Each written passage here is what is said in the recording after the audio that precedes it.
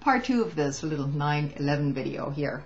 And all the credit goes to the original author, Jeff Wells, who is a Canadian author and novelist and also a part-time journalist.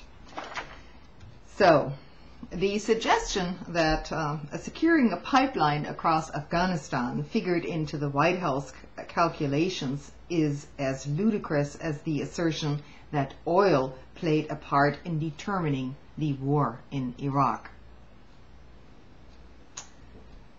Mahmoud Ahmed, chief of Pakistan's ISI, must not have authorized an al-Qaeda payment of $100,000 to Mohammed Atta days before the attacks, and was not meeting with senior Washington officials over the week of 9/11 because I didn't read anything about that in the official report.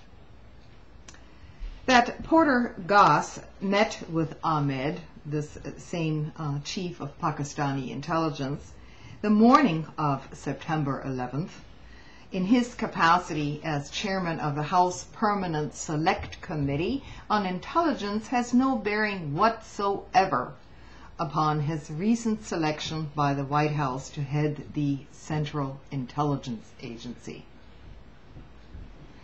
That FEMA arrived in New York on September 10th to prepare for scheduled bio-warfare drills and had a triage center ready to go that was larger and better equipped than the one that was lost in the collapse of Tower 7 was a lucky twist of fate. Newsweek's report that senior Pentagon officials canceled flights on September the 10th for the following day on account of security concerns is only newsworthy because of what happened the following day. That George Bush's telephone logs for September 11th do not exist should surprise no one, given the confusion of the day.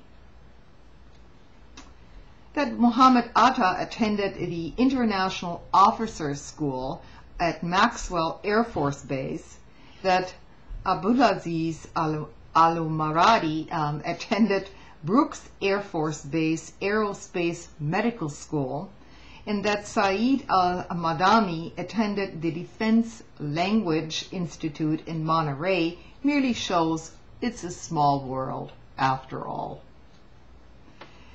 That Mohammed Atta, dressed like a mafioso, had a stripper girlfriend, smuggled drugs, was already a licensed pilot when he entered the United States, enjoyed pork chops, drank to excess, and did cocaine, was closer to Europeans than to Arabs in Florida, and included the names of defense contractors in his email lists, proves how dangerous those radical fundamentalist Muslims can be.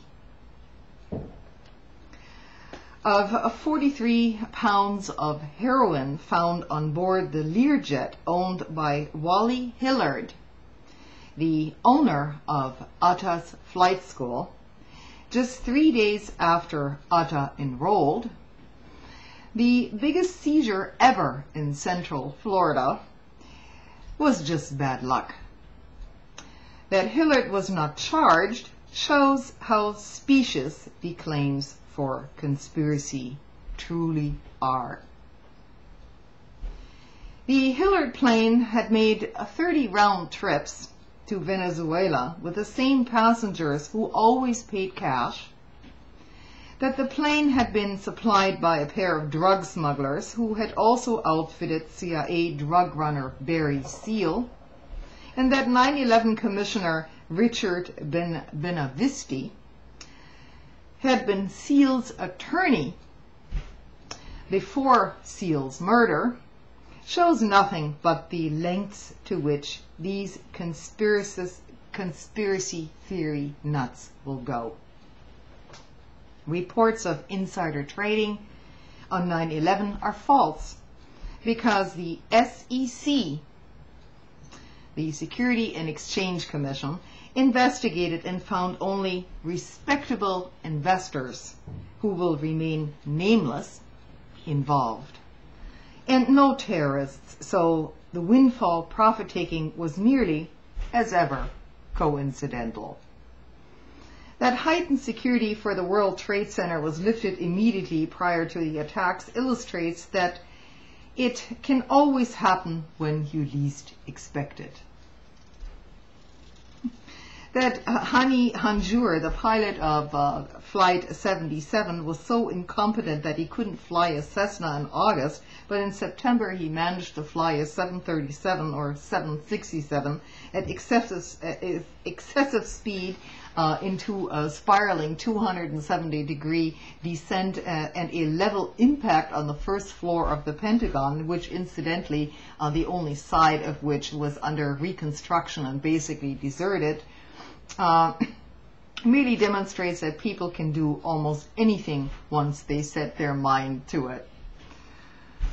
That none of the flight data recorders were said to be recoverable, even though they were located in the tail sections, and that until 9/11, no solid-state recorder in a catastrophic crash has been unrecoverable, shows that there is a first time for everything. Well, this video just goes on and on. I could probably make a 10-part video out of this, you know. This whole anthrax strain, you know, being developed at some military lab in Maryland, and